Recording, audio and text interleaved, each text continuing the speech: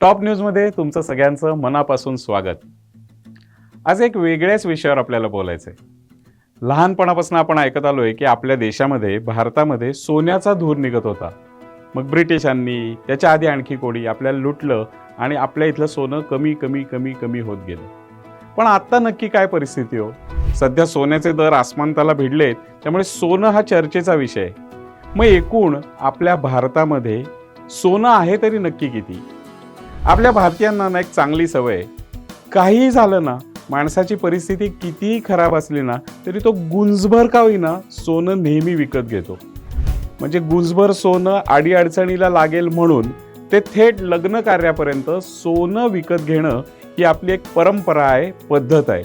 आणि हीच पद्धत कदाचित आपल्याला भविष्यात फार मोठं करू शकते. तुमचा काय अंदाज आहे? भारतातल्या सगळ्या घरांमध्ये, मी इथं बँका म्हणत नाहीये, फक्त घरांमध्ये मिळून किती सोनं असेल?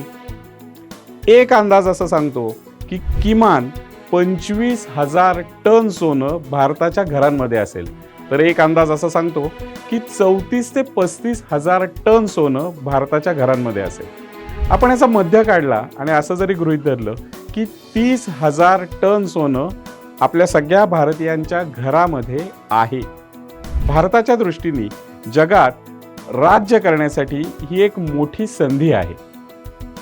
जगातल्या इतर देशांमध्ये हाऊसहोल्ड गोल्ड म्हणजे घरगुती सोनं खूप कमी प्रमाणात आहे. सोन्याचे भाव गेल्या वर्षभरामध्ये अक्षरशः आसमंताला भिडत आहेत. आता या साधारणतः 30,000 टन सोन्याचं म्हणजे 25 ते 34 मधला मध्य म्हणून 30,000 टन सोन्याचं जर व्हॅल्युएशन आपण काढलं, तर त्याची किंमत काढली, तर आंतरराष्ट्रीय बाजारपेठेनुसार आज या सोन्याची किंमत $5 ट्रिलियन अधिक होते.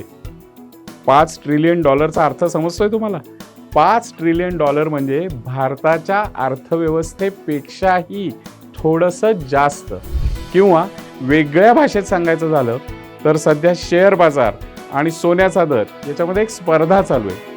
ही स्पर्धा जर अशीच चालू राहिली आणि दोन्हीचे भाव क्षणाक्षणाला बदलत असतात, शेअर्सचे भाव बदलत असतात, सोन्याचेही भाव बदलत असतात. जर सोन्याचे भाव असेच चढे राहिले तर नॅशनल स्टॉक एक्सचेंज म्हणजे NSEचं जे मार्केट कॅपिटलायझेशन म्हणजे ज्याला आपण बाजार मूल्य म्हणतो, त्यापेक्षाही घरगुती सोन्याची किंमत जास्त ठरेल. आहे की नाही रंजक? भारतातल्या सोन्याचं नक्की काय आहे, म्हणजे हे गणित नक्की काय आहे, भारतात नक्की किती सोनं आहे, याचा पुढे भविष्यात आपल्याला फायदा होऊ शकेल का, कसा होऊ शकेल, याविषयी तुमच्याही मनात काही असेल तर आम्हाला जरूर कळवा.